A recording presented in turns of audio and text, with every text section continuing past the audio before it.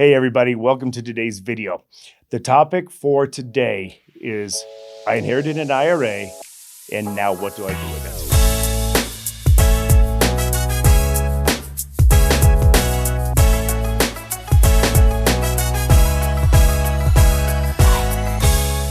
What do you do with an IRA when you inherit it? IRAs are very, very complex animals. So people get into a lot of problems when they inherit IRAs or 401ks. You can take the IRA per IRS regulation, and that would be over a 10-year period. So what happened, the administration has changed it 2 or 3 times in the last 5 years, where an IRA, in the old days when I started, you can take an IRA and a non-spouse beneficiary could distribute those distributions over their lifetime, meaning that you had the ability to take a very small payment or distribution from that IRA, minimizing the taxes and prolonging the life of that account. Since the last 2 administrations have gotten into office, that rule has changed a couple times, where now you actually, if you're a non-spouse beneficiary, you have to take those distributions out over 10 years. That could create somewhat of a tax challenge for you. So if you're taking the distributions out over 10 years, that means that you have to accelerate those distributions over a shorter time frame, meaning that distribution is larger, and that's going to increase your tax bill to the IRS on an annual basis. A couple caveats with that as well.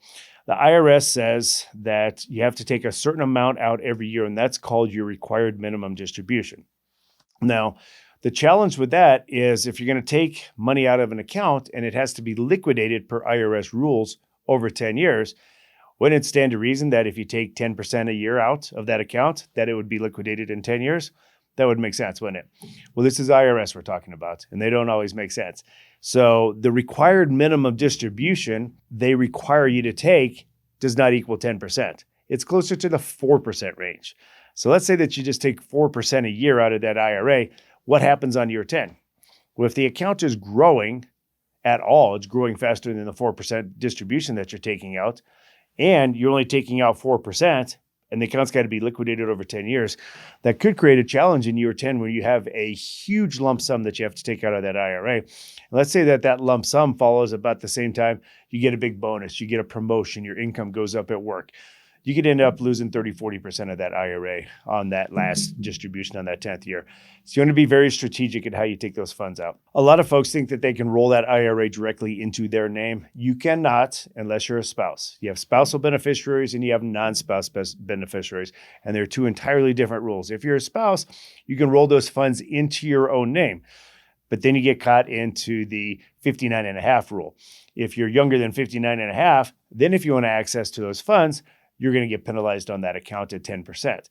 If you're not 59.5, then you're fine. But if you're 59.5, you may just want to leave it in your spouse's name for the benefit of you. And then that way you can access those funds without being exposed to that 10% penalty. One thing you don't want to do is you definitely do not want to lump sum that IRA out. Big, big mistake, very taxable. Make sure that you control the distributions, watching where your income tax bracket is and how much you're taking out of that IRA if you're a non-spouse beneficiary, so it doesn't push you up into a very high tax bracket. And please make sure that the family gets together and discusses this and that you have a designated beneficiary on those forms. The most basic piece of advice you'll ever get, and the one piece of advice nobody ever pays attention to, and that causes a lot of problems on these IRAs and 401ks.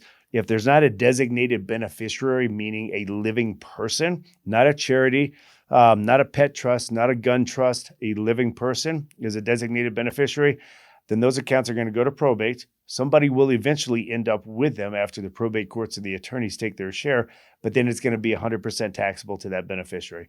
So be very careful of that. Again, don't think that the IRA is very simple because you've had it for a long time and haven't had any problems or issues with it. It's the most complex animal that the IRS has ever created, especially on a death distribution, unfortunately. If you have any questions, just give us a call. And also, if you're liking the videos, hit like and subscribe on that. And we hope to see you soon. Have a great day.